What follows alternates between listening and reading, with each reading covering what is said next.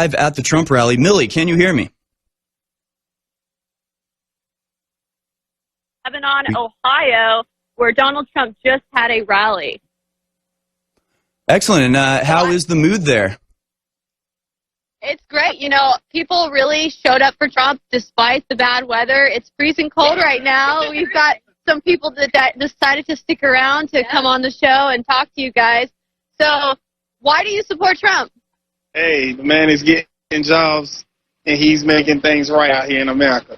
And he's definitely for the blacks, so go Trump. What about you? Why do you guys support Trump? I'll tell you what, I was thinking about it today, and I saw that Facebook had just knocked off over 500 more alternative media pages, and this is not a Facebook thing. It's not a Twitter thing. This is George Soros. This is Hillary Clinton. It is the deep state, and I was just like, Trump's not a censor. He wants everybody to have a voice. He wants everyone to be able to speak, and he listens to the people. And I was like, we need Trump in office. Could you imagine if Hillary was in office? I was like chills. Like, seriously, if Hillary was in office, what they're doing right now to all of us, shutting down our voices, shutting down Alex. Alex said, what did he say? I'm going to be first, but y'all are going to be next. And they literally are just taking all alternative, like the Free Thought Project has over 1 million likes on Facebook, just gone, just shut down. It's George Orwell, 1984, and they're literally taking, like, you can't say mob anymore. That went viral. Yeah, you can't say mob, right. And so what we see with Trump is he's trying to give the American people a voice, and I think that's why everybody's supporting him. They're really happy with what he's doing because their voices are heard, and I can't remember a president that actually gave the people a voice. Yeah, no kidding. Like Kanye, we were just talking about Kanye West in the White House. Yes. He's holding it down for us. And Kanye, stay strong, my brother.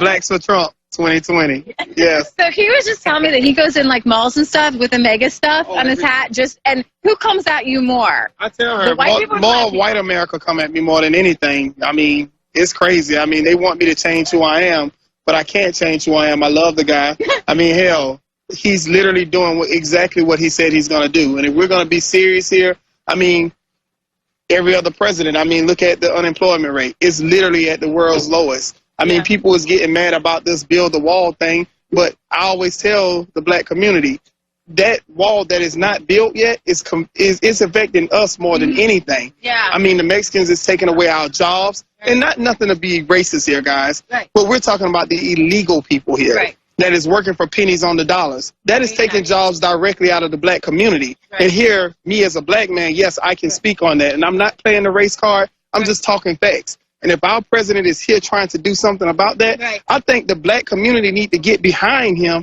and start working against him and give us a little help here, you know, and that's the truth. I love it. No, another thing that I found incredibly interesting, though, because Kanye was in the White House, we were talking about Don Lemon. We were talking about how he was able to call him a Negro and like an uneducated one who doesn't even read. And like, who is really the racist here? Like the left or the right? That's offensive. You go everywhere. You go everywhere to all these Trump rallies. Right. And you feel the love is what we were talking about, Every right? day of the week. Like I was just telling her about him. If that had been a white man on television saying, oh, all these black people doing this, that, and the third, I mean, he would have gotten his job taken away, his career, his family, the whole nine. But you have a black man that can sit on television and say, oh, he's doing this in front of all these white people.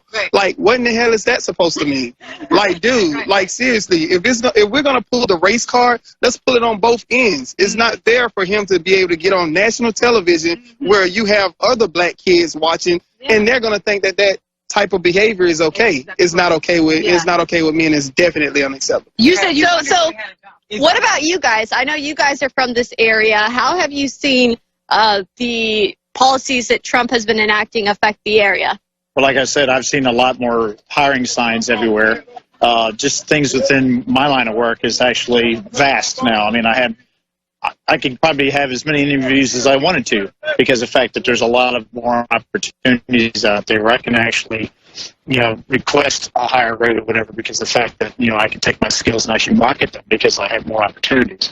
Where a year ago, I probably couldn't have done that yet. Another good thing is, too, is the fact that when you look at more of these places hiring, that's more money that's going around. So like even the food places and stuff, more people are starting to sit down in restaurants again because of the fact they can actually afford to go out and eat instead of just eating at home. They're off the food stamps. They're starting to work on a lot more things. And I think the more that Alex gets the word out, we through social media will get the word out for him. So I mean, he just has to keep putting out the content, and we'll work on the numbers because of the fact that Alex speaks the truth. Like I said before, he's got an excellent staff. He's got an excellent people he works with, and not only that, but the quality of his guests. I mean, many of the people I've heard say, "Yeah, I followed your guests through this, that, and the other, blah blah blah," and they're all reputable.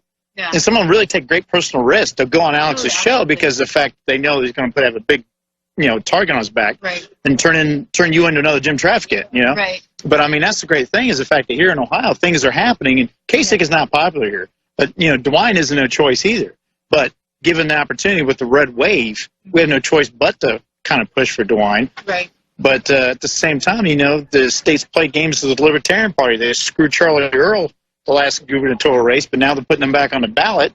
But the thing is, we need more choice. I don't want just Republicans. I want Libertarians to be able to equally run as well as any Democrat or Republican. Somebody said in there, and I was like blown away. We were trying to interview ourselves, and he was like, guess what?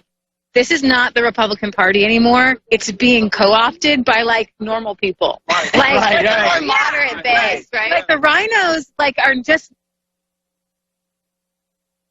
America great. Like, no offense to John McCain, but something happened when he passed away. Even Mr. McConnell is acting like all thug-like. You got these, Grassley's acting kind of like thug-like. And Lindsey Graham dropping it like it's hot. Like, seriously.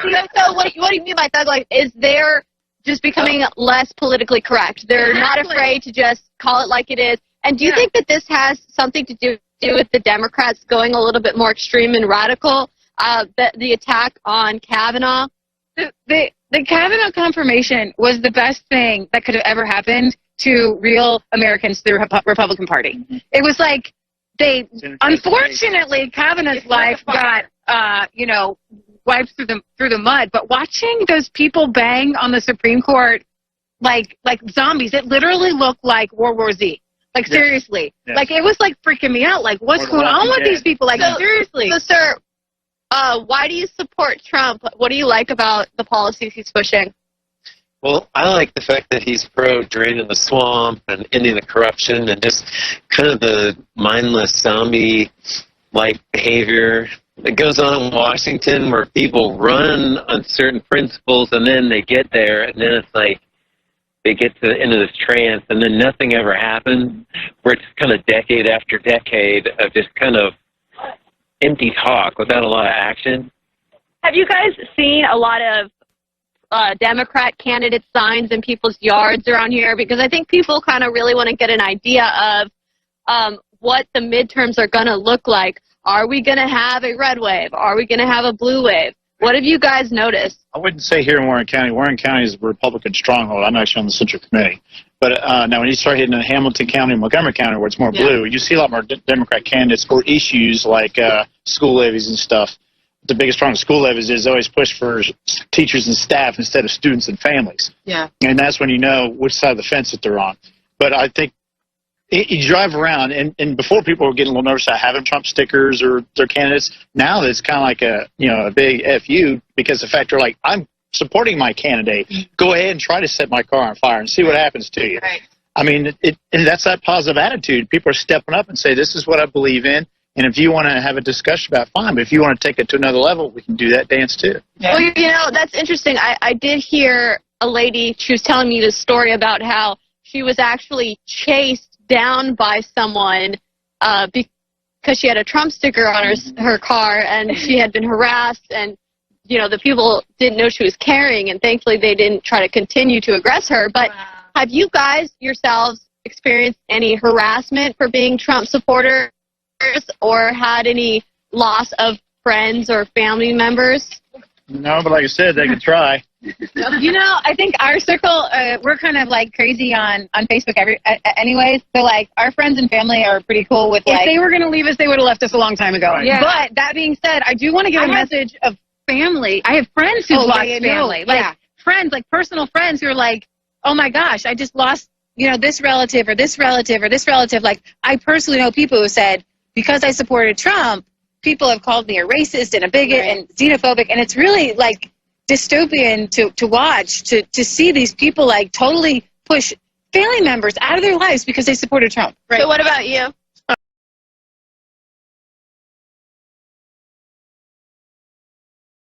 What about you? If you think they're going through that, imagine me. I'm the darkest guy on the block. So therefore, when I'm wearing my red mega hat everywhere I go, when I'm walking through malls, I just get the, really? Are you serious? Are you serious going to wear that hat? And yes. Yes. Like I tell them, like, I don't care. Like, you can threaten me. Thank God I'm big enough to think that people are not just going to try and fight me because they know, like, hey, this guy is crazy. But, hey, I mean, if you think that they're going through that, you can't even imagine what I go through on a day-to-day basis. Thank God I live in South Carolina, where we're a red state, so I'm one of the good people there in South Carolina. So, hey, I'm pretty cool, yes. Awesome. Well, what were you saying? I wanted to give a message of hope because you're talking about what you're experiencing. At the same time, here's the cool part, guys. Catch a hold of this.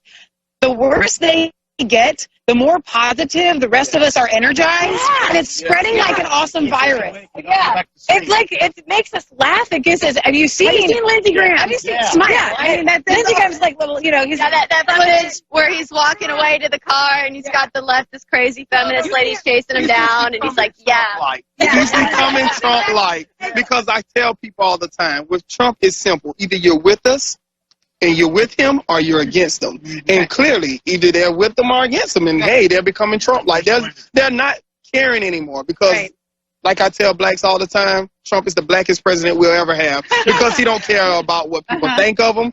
He's not a politician, and he really don't care. If you're not with him, you're against him. It's that simple. Lindsey Graham and the crew, they're just falling in line.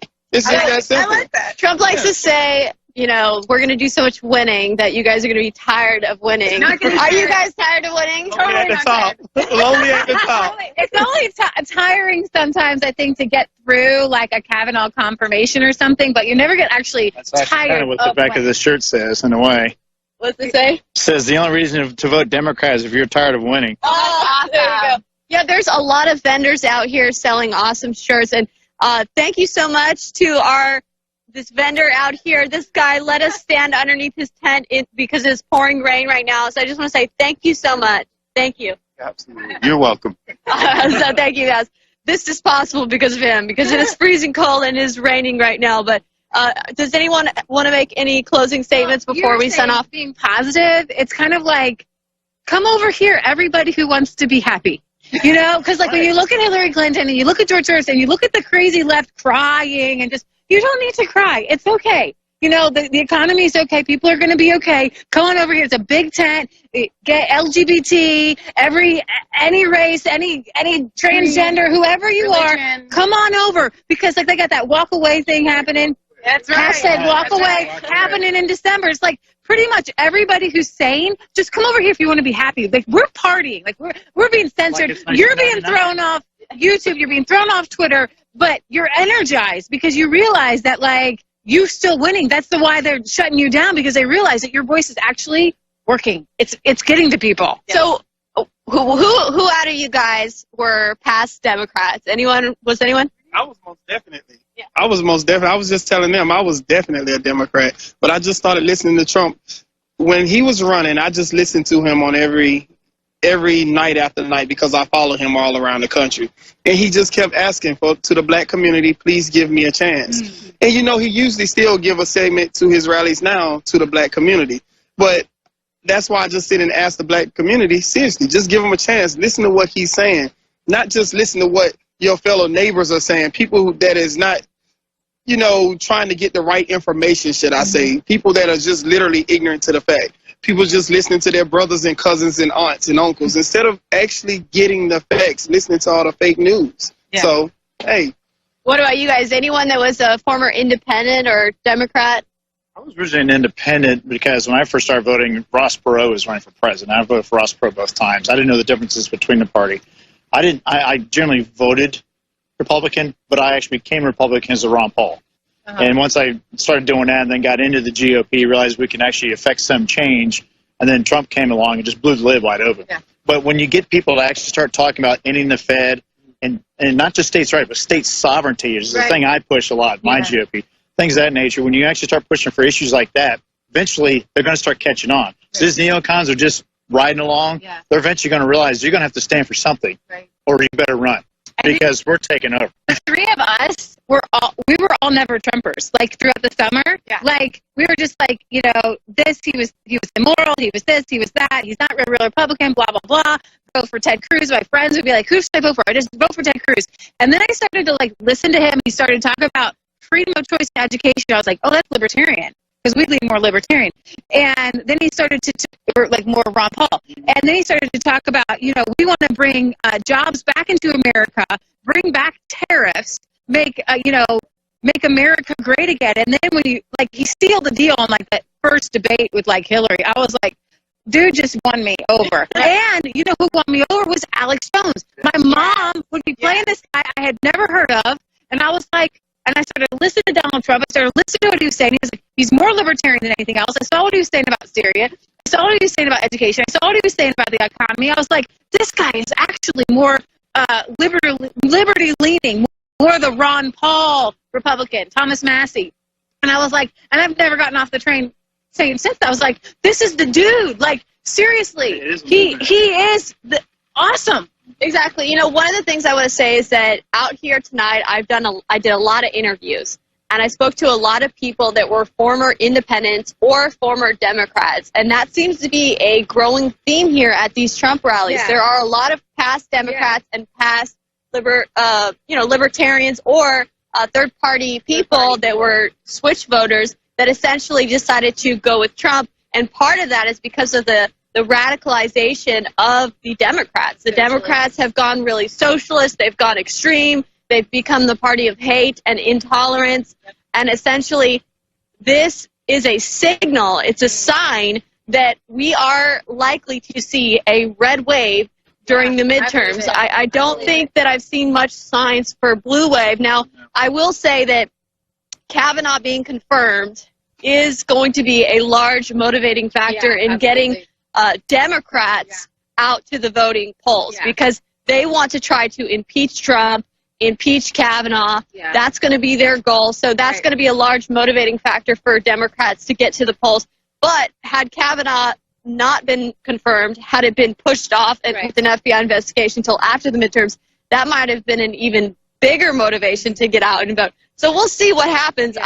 I think that we're going to have the red wall stop the blue wave. That's essentially what I think. I definitely think that, like, especially when you're looking at the Senate. Like the Senate, the Democrats thought, oh, we can pick up some seats. I think it's going to swing. You know, we could get like 56, 57 seats. Oh my gosh, seriously. If we had attacked Kavanaugh to start with, I know. I don't think we would be seeing the the red wave that we're seeing, because I go around town. You want to get the feel for the American people. And what I'm hearing is disgust at what they did at Kavanaugh. We're hearing feminists that are going, wait a minute, she lied. They attacked that man. That's not what women are about. Right, So you are seeing a switch, and you are seeing the left, and you are seeing the Democrats go, hang on, I have to distance myself from this party if you guys are going to get that crazy. Yeah. So I'm kind of excited about the midterms, because I think that not only Republicans, but I would like to call it sound-minded Americans. Because we have the establishment Democrats and we have the establishment Republicans, and what we're seeing are they are just getting pushed out of the way for real people. These like normal people just took over the Republican Party. Exactly. They literally took it over. The American people are awake. They're waking up to the tactics that the Democrats are using, and they're going to get out and vote during the midterms. That's what we're seeing here. So far, we've been out here in Lebanon, Ohio, but that's going to be it for us tonight here. It is cold. We have to go. So we're signing off here. We're going to throw it back to you, Harrison. Awesome. Thank you so much, Millie Weaver. Thank all y'all. That was just absolutely fantastic. They probably stood for hours in line. They stood for hours in the rally. Now they're out in the rain and the cold, and they're still having more fun than the liberals. That is what it's all about. That was absolutely fantastic. I've never been to a Trump rally, but man, I got to get to one. I really want to go to one. I can't wait for him to do his big rally in Texas, because